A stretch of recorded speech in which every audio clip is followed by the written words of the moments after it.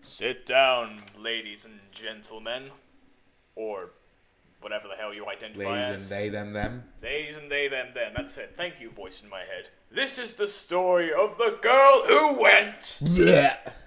So today we're talking about a particular cancer stain named Jessica, who the purpose of this is Jessica Christopher. Yeah, racist. Yeah, I fucking hate Ben.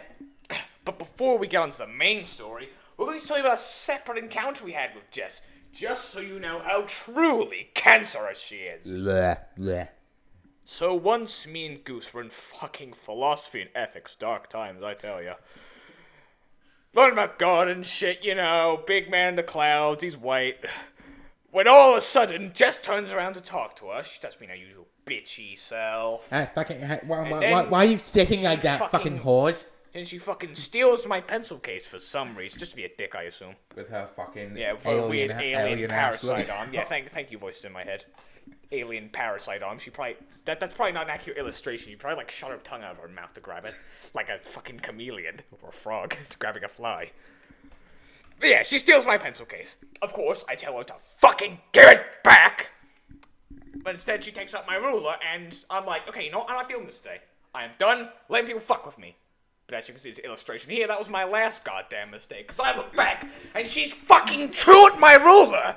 That ruler specifically was personalized. It has ink on it, because me and Obese Monkey, another friend, wanted to draw on it. She fucking chewed it. I get back, half the thing's fucking chewed off. So I tell her to give my shit back before I murder her. But, you know, the teacher is No fucking swearing, you stupid fucking piece of shit. I fucking hope you die. Yeah, it was fucking annoying. Oh, so like I said, I listened.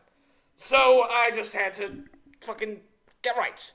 He did not deal with it for another 5 or probably 10 minutes. At which she had already chewed off, like, all my ruler. So now we've gotten that out of the way, my PTSD, my trauma, thank you for hearing me out. Okay, sorry. So now you've gotten out of the way, thanks for letting me vent to you, I'm not going to pay you back ever. We can get on to the main story. Now it's time to monetize my trauma for content. Oh boy. And also technically someone else's. So once Goose here was doing an assessment on weapons, it was like a stand-up thing in English, it sucked.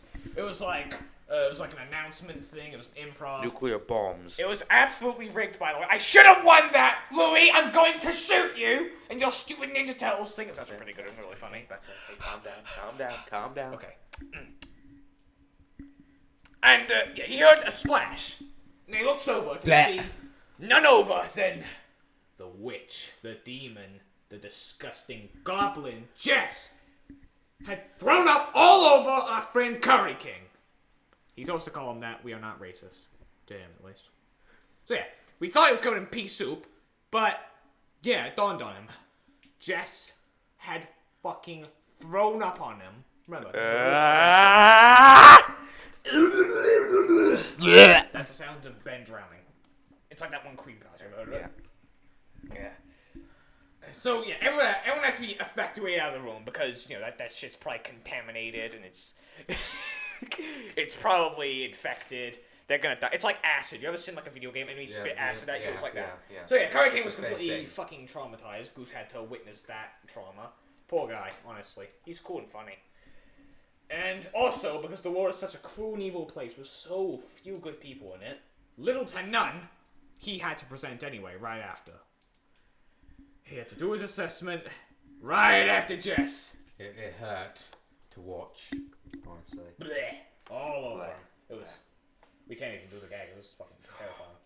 But yeah.